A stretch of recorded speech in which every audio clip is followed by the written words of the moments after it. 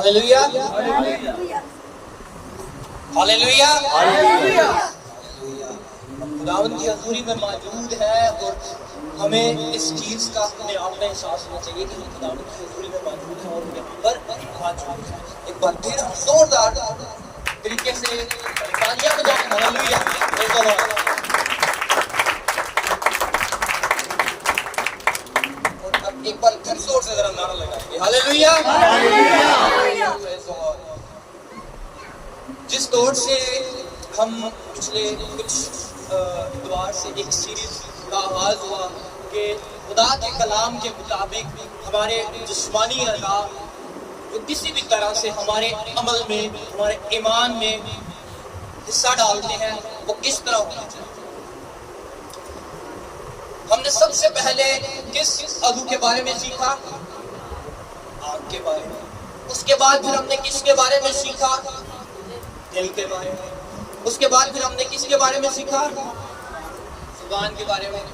उसके बाद फिर हमने किसके बारे में सीखा? बारे में सीखा, कान के बारे में सीखा। आए हम आज मजीद आगे बढ़ते हैं और देखते हैं कि आज खुदा के कलाम से हमारे लिए क्या रहनुमाई है, कि आज हमें खुदा का कलाम क्या सिखाने को। मेरे साथ मत्ती की इंजील उसका 18वां बाब और 8वीं आयत निकालिएगा।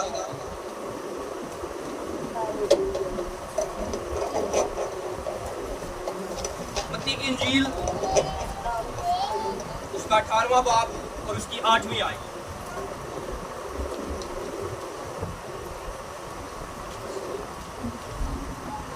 मत्ती की इंजील उसका 18वां बाब उसकी 8वीं आयत में यूं लिखा है, मैं आपके सामने पढ़ने को हूं।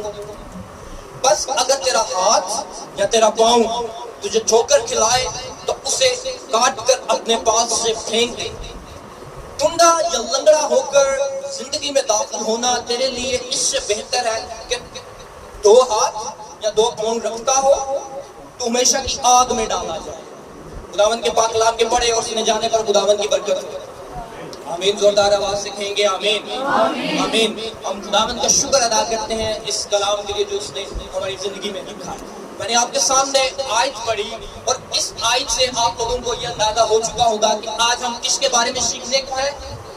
हाथों के बारे में और पांव के बारे में। लेकिन किस वो क्या कहते हैं, किस फ्रेम में रहते हैं? खुदा के कलाम के मुताबिक एक मसीह के हाथ या मसीह के कदम कैसे होने चाहिए, उसके पांव कैसे होने चाहिए। हमारा मकसद, जो हमारा बनने का मकसद है, हकीकी मकसद हमारा क्या है? खुदा की हम्द करना। हमारे हाथ किसके लिए होने चाहिए? खुदा की हम्द के लिए। हमारे पांव किसके लिए होने चाहिए? खुदा की हम्द के लिए। मैंने आपके सामने आयत पढ़ी कि अगर तेरा हाथ या तेरा पांव तुझे ठोकर खिलाए, इसका मतलब ये है, यहाँ पर हमें इसको रूहानी तौर पर लेना है कि अगर रूहानी तौर पर कोई गुनाह, कोई चीज ऐसी हो रही है जिसकी वजह से हम खुदा से दूर हो रहे हैं या हमारे ईमान में ठेस पहुंच रही है, तो हमने उस चीज को अपने जिस्म में से, अपनी जिंदगी में से निकाल कर अलग कर देना है। अगर वो हाथ बंध रहे हैं, उसका वसीला हमें अपनी जिंदगी में से उन हाथों को निकाल देना है। अगर हमारे पांव इस सबब बंध रहे हैं कि हम खुदा से दूर हो रहे हैं या रूहानी तौर पर कमजोर हो रहे हैं, हमने उन पांव को निकाल देना है अपनी जिंदगी से। यहाँ पर लिखा है कि उनको काट कर अपने पांव से फेंक दे। यहाँ पर अमली तौर पर ये नहीं कहा जा सकता कि अगर मेरे हाथों से कोई गुनाह हो गया तो मैं अपने हाथ काट, या मेरे पांव इस गुनाह का सबब बन गया तो मैं अपने पांव काट। नहीं, यहाँ पर हमें इस चीज को रूहानी तौर पर लेना है कि कोई चीज जो इसके वसीला से हमारे जिंदगी में गुनाह डाल रही है, पांव के वसीला से, क्योंकि हाथ भी गुनाह का वसीला बनते हैं। जब आंख ने देखा वो फल, दिल ने कहा खा ले, तो लेकिन तोड़कर खाया किसके वसीला से गया था? हाथ के वसीला से गया था। इस वजह से जब आप देखिए कि आपकी जिंदगी में ये चीजें आ रही हैं, क्योंकि हर इंसान अपनी जिंदगी को बेहतर तरीके से जानता है कि मैं किस जगह पर कमजोर हूँ या मैं किस जगह पर गुनाह कर रहा हूँ और गुनाह किस वसीला से सरजद हो रहा है। तो आपने क्या करना है? उस गुनाह को अपनी जिंदगी में से काट कर फेंकना है, उस गुनाह को अपनी जिंदगी में से दूर कर देना है, ताकि आप मुकम्मल तौर पर खुदा की हजूरी में आए और आप मुकम्मल तौर पर खुदा के साथ जुड़े रहे। हम आगे बढ़ते हैं। हमने देखा कि अगर तेरा पाँव या तेरा हाथ ठोकर का बाइस बने या गुनाह का बाइस बने तो उसको काट कर फेंक दे। हमारे हाथों के लिए, हमारे पाँव के लिए, हमारी बरकत के लिए सिर्फ एक वसीला है। और वसीला कौन है? या खुदावंद का जिंदगी बख्श कलाम। ये कलाम हमारी जिंदगी में है तो हम सरफराज हैं। आए हम खुदा के कलाम से ही रहनुमाई लेते हैं। मेरे साथ ज़बूर 119 निकालिएगा और उसकी आयत नंबर 105। ज़बूर 119 और उसकी आयत नंबर 105।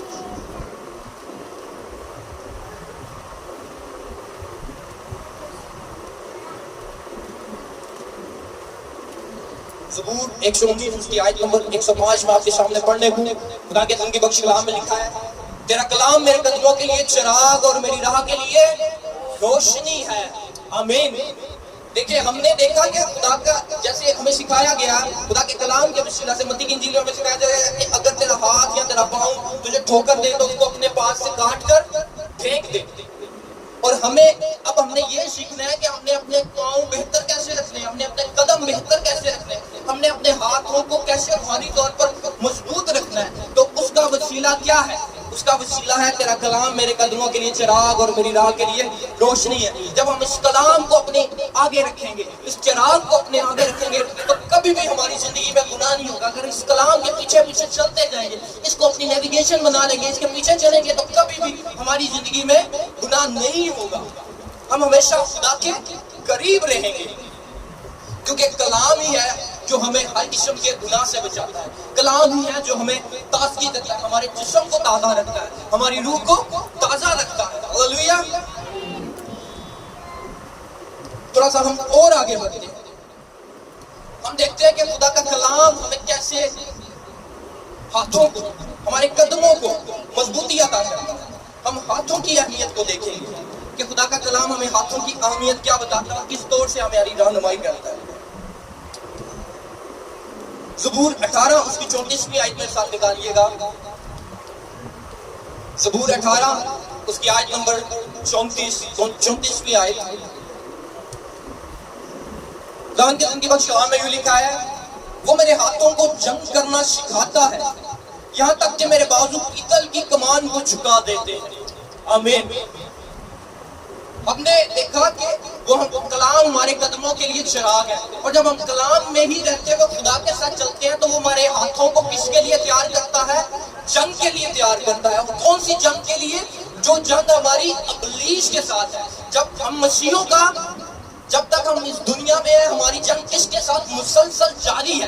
किसके साथ? इब्लीस के साथ। वो हमें उस जंग के लिए तैयार करता है, हमारे हाथों को मजबूत करता है, और वो हमारे हाथों को इतना मजबूत करता है कि हम दुश्मन के हथियारों को भी तोड़ देते हैं, उसके इरादों को हम तोड़ देते हैं, और हम रूहानी तौर पर मसीह में बढ़ते जाते हैं और उसके साथ रहते हैं। लेकिन किसके वसीला से? सिर्फ और सिर्फ खुदा के कलाम के वसीला से। किसके वसीला से? सिर्फ और सिर्फ खुदा की हुजूरी में रहने के वसीला से। फिर हाथों की अहमियत क्या? हाथों का एक मसीह की जिंदगी में हाथों की अहमियत या कलाम के मुताबिक हाथों की अहमियत क्या है? हमारे हाथ हमेशा बरकत के लिए और दुआ के लिए उठने चाहिए। हमारे हाथ कभी भी किसी के लिए लानत के लिए या किसी को ठेस पहुंचाने के लिए या किसी को तकलीफ पहुंचाने के लिए नहीं, बल्कि हमारे हाथों का मकसद सिर्फ और सिर्फ क्या होना चाहिए? बरकत और दुआ। जब हम किसी पे हाथ रखें, किसी की तरफ हाथ बढ़ाएं, तो बरकत के लिए। हमारे हाथ जब भी उठे तो खुदा के लिए उठे, खुदा के सामने झुककर जब हम उसके सामने अपने हाथ उठाएं, और सिर्फ किसके लिए उठे? दुआ के लिए उठे। आइए हम खुदा के कलाम से इस चीज की रहनुमाई लेते हैं।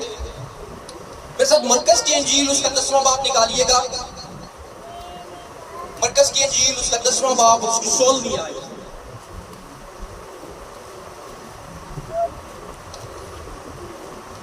हम ये देख रहे हैं कि किस तौर से अगर हमारे हाथ पाँव अगर हमें ठेस पहुंचाते हैं, तो हमने किस तौर पर खुदा के कलाम से रहनुमाई लेनी है। हमने अपने आप को खुदा के कलाम के साथ जोड़ लेना। मरकज की इंजील उसका 10वां बाब और उसकी 16वीं आयत आपके सामने पढ़ने को हूँ। खुदा के जिंदगी बख्श कलाम में लिखा है, फिर उसने उन्हें अपनी गोद में लिया और उन पर हाथ रखकर उनको बरकत दी।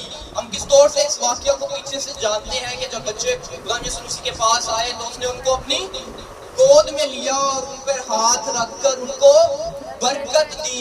خدا کا کلام کیا سکھا رہا ہے کہ جب بھی ہمارے ہاتھ اٹھنے ہیں چھوٹوں کے لیے بڑوں کے لیے, جب بھی ہمارے ہاتھ اٹھے تو کس مقصد کے لیے اٹھے؟ برکت کے لیے اٹھے. ہمارے ہاتھ صرف اور صرف برکت کے لیے ہونے چاہیے, اور یہ خدا یسوع مسیح نے عملی طور پر کر کر دکھایا ہے. یہاں پر اس نے کہا ان پر ہاتھ, پھر اس نے مطلب یسوع نے انہیں اپنی گود میں لیا اور ان پر ہاتھ رکھ ان کو برکت دی. خدا یسوع مسیح نے خود سکھایا ہے کہ جب بھی ہاتھ رکھنا ہے اور ہاتھ رکھ کر کیا دینی ہے؟ برکت دینی ہے. اور ہمارے ہاتھ برکت کے ساتھ ہمیشہ جب بھی اٹھے کس کے لیے اٹھے؟ دعا کے لیے اٹھے. پہلا تimotheus اس کا دوسرا باب اور اس کی 8ویں آیت. پہلا تimotheus اس کا دوسرا باب اور اس کی 8ویں آیت میں یوں لکھا ہے, بس میں چاہتا ہوں کہ مرد ہر جگہ بغیر غصہ اور تکرار کے پاک ہاتھوں کو اٹھا کر دعا کیا کرے. اپنے ہاتھوں کو اٹھا کر کیا کرے؟ دعا کیا کرے. جب بھی ہمارے ہاتھ اٹھے کس کے لیے اٹھے؟ برکت کے لیے. جب بھی ہمارے ہاتھ اٹھے کس کے لیے اٹھے؟ برکت کے لیے. کیونکہ مسیح کی زندگی, جو ایک مسیح زندگی اپنی زندگی گزارتا ہے نا, اس کی زندگی میں صرف اور صرف کس کی جھلک نظر آنی چاہیے؟ کلام کی. مسیح خداوند کی اس کی زندگی میں سے جھلک نظر آنی چاہیے. کیونکہ خدا نے ہمیشہ, جب بھی آپ نے بارہ جگہ پر انجیل میں ہم دیکھتے ہیں کہ خدا نے ہمیشہ کیا دعا کی.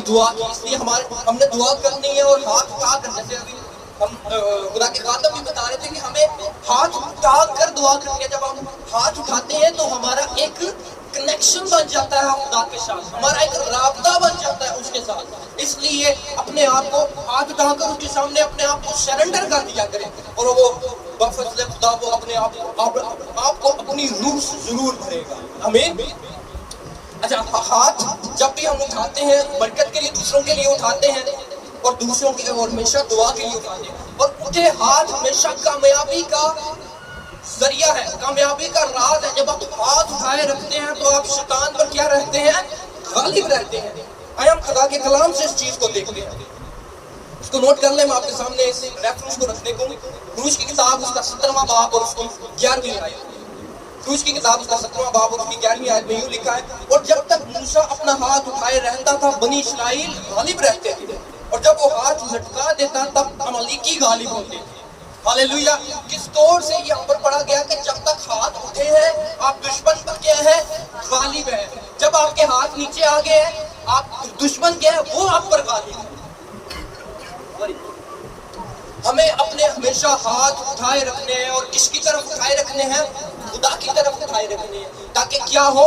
ہم کامیاب رہیں. ہم کس میں کامیاب رہیں؟ وہ جنگ جس کا ذکر میں نے شروع میں کیا, جو ابلیس کے ساتھ ہماری جنگ ہے, اس جنگ میں ہم ہمیشہ کیا رہیں؟ کامیاب رہیں. جب ہم ہاتھ اٹھا کر اپنے آپ کو خدا کے سامنے سرنڈر کر اپنے ہاتھ اٹھا کر دعا کرتے ہیں, ابلیس گھبرا جاتا ہے, ابلیس ڈر جاتا ہے, اور ہم اس پر غالب آ جاتے ہیں. آمین. ہم ہاتھوں کی اہمیت کو دیکھ رہے ہیں. کس طور سے؟ شروعاتی طور پر میں نے پڑھا ہاتھ اور پاؤں کے بارے میں ہم سیکھ رہے ہیں. ہم پاؤں کی اہمیت کو دیکھتے ہیں. میرے ساتھ یسایا کی کتاب اس کا 58 باب اور اس کی 13ویں آیت. ہم اب پاؤں کی اہمیت کو دیکھتے ہیں کہ کلام ہمیں پاؤں کی اہمیت کو کیسے سکھاتا ہے, کہ ایک مسیح کی زندگی اس کے قدموں کے ساتھ اور اس کے ہاتھوں کے ساتھ کیسی ہونی چاہیے. یسایا کی کتاب اس کا 58 باب اور اس کی 13ویں آیت.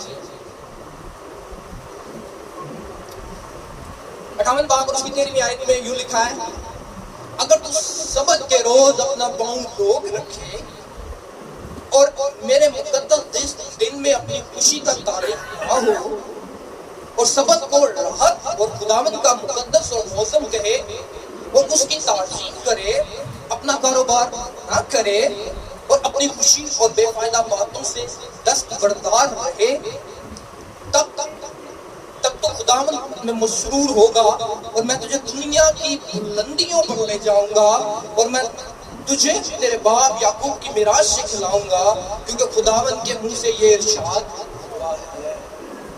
کس طور سے پڑھا گیا ہے؟ ہم نے جو بہت خاص قدموں کا استعمال ہے, وہ بہت ہی خاص. سب سے پہلا استعمال قدموں کا کیا ہے؟ خدا کے گھر کی طرف رخ کرنا. آپ کے قدم کس کی طرف سب سے پہلے بڑھے؟ خدا کے گھر کی طرف. جب آپ خدا کے گھر کی طرف جائیں گے, آپ خدا کے کلام سے سیکھیں گے, آپ اس کی حمد کریں گے, پھر آپ کا پورا جسم اس کی حمد کرے گا, اور آپ مکمل طور پر کیا کریں گے؟ सरफराजी हासिल करेंगे। यहाँ पर क्या लिखा है, तब तू खुदावंद मशहूर होगा, मैं तुझे दुनिया की बुलंदियों पर ले जाऊंगा। जब हम अपने कदम दुनियादारी से, दुनिया के चीजों से, दुनिया के कारोबार से रोक लेंगे और अपने कदम किसकी तरफ बढ़ा लेंगे, खुदा की तरफ, तो फिर वो क्या करेगा, हमें सरफराजी देगा दुनिया की तरफ। अगर अक्सर कहा जाता है कारोबार का मसला है, नौकरी का मसला है, लेकिन वो रिज़्क देने वाला कौन है, वो कारोबार देने वाला कौन है? जब हमें उसको टाइम नहीं देना, उसको वक्त नहीं देना, उसके घर की तरफ हमने रुख नहीं करना, अपने कदम नहीं बढ़ाने, तो हमारी बरकतें जो मल्टीप्लाई होनी चाहिए वो मल्टीप्लाई नहीं होती, वो उसी जगह रुक जाती है। हालेलुया। इसलिए हमारे कदमों का सबसे पहला मकसद क्या है कि हमने अपने कदम किसकी तरफ बढ़ाने हैं, खुदा के घर की तरफ बढ़ाने हैं। हमने खुदा के दिन की अहमियत को समझना है और खुदा के घर में आना है, अपनी बरकत लेनी है और खुदा की हमने करनी है। इसी तौर से यशायाह में लिखा है, यशायाह उसका 52 बाब और उसकी 7वीं आयत, उसके पाँव पहाड़ों पर क्या ही खुशनुमा है, जो खुशखबरी लाता और सलामती की मुनादी करता है और खैरियत की खबर और नजात का इश्तिहार देता है, जो शैऊन से कहता है तेरा खुदा सल्तनत करता है।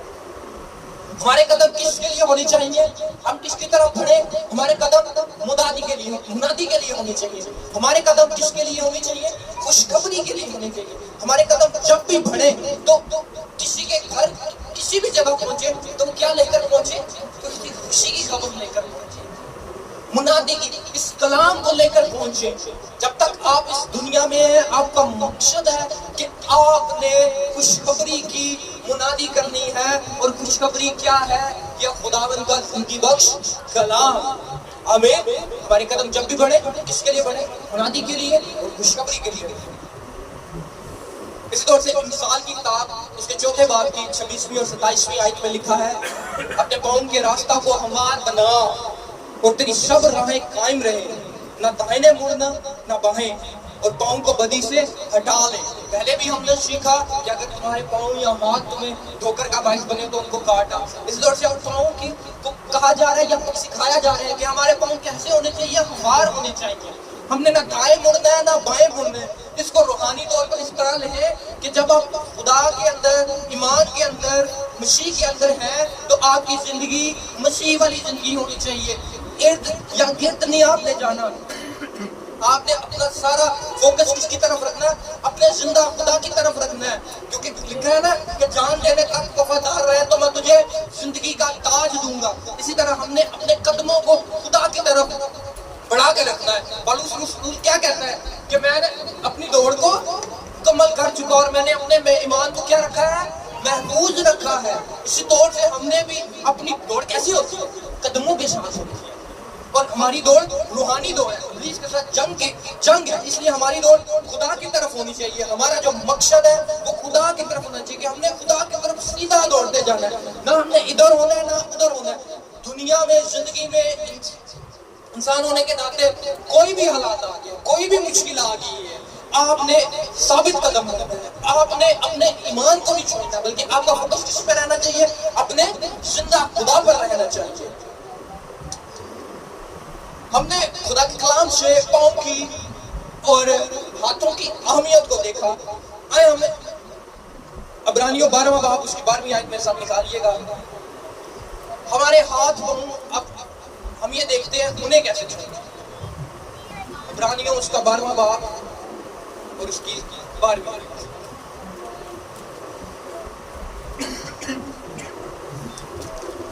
हमने हाथों की अहमियत को देखा, हमने पाँव की अहमियत को देखा। अब हमारे हाथ पाँव, हम कंफ्यूजन कर रहे हैं, हमारे हाथ पाँव अब होने कैसे चाहिए, हम इस चीज को देखते हैं। इब्रानियों उसका 12वां बाब और उसकी 12वीं आयत। खुदावंद के जिंदगी बख्श कलाम में यूं लिखा है, बस ढीले हाथों और सुस्त घुटनों को दुरुस्त करो। हालेलुया। हमने अपने ढीले हाथों को और अपने सुस्त घुटनों को, घुटनों का कनेक्शन किसके साथ है, ये घुटने किसकी तरफ जा रहे हैं, पाँव की तरफ जा रहे हैं। इसका मतलब यहाँ पर यह है कि हमारे पाँव सुस्त नहीं होने चाहिए, ہمارے ہاتھ مضبوط ہونے چاہیے، ڈھیلے نہیں ہونے چاہیے. اس کو روحانی طور پر ہر ایسپیکٹس میں لیں. آپ کے پاؤں خدا کے گھر میں آنے سے نہیں رکنے چاہیے، آپ کے ہاتھ خدا کو دینے کے لیے نہیں رکنے چاہیے، آپ کی دایکی نہیں رکنی چاہیے، آپ کی برکت نہیں رکنی چاہیے. وہ کہتے ہیں نا کہ ڈھیلے آ جائیں وہ کنگال بھی ہو جاتے ہیں. ہاتھ پہ ہاتھ رکھنے سے آپ کنگال بھی ہو جاتے ہیں. آپ کے ہاتھ مضبوط ہونے چاہیے، آپ کے ہاتھ محنتی ہونے چاہیے، آپ کے ہاتھ ہمیشہ دینے والے ہونے چاہیے، آپ کے قدم ہمیشہ خوشخبری والے ہونے چاہیے، آپ کے قدم ہمیشہ خدا کے گھر آنے والے ہونے چاہیے. آمین.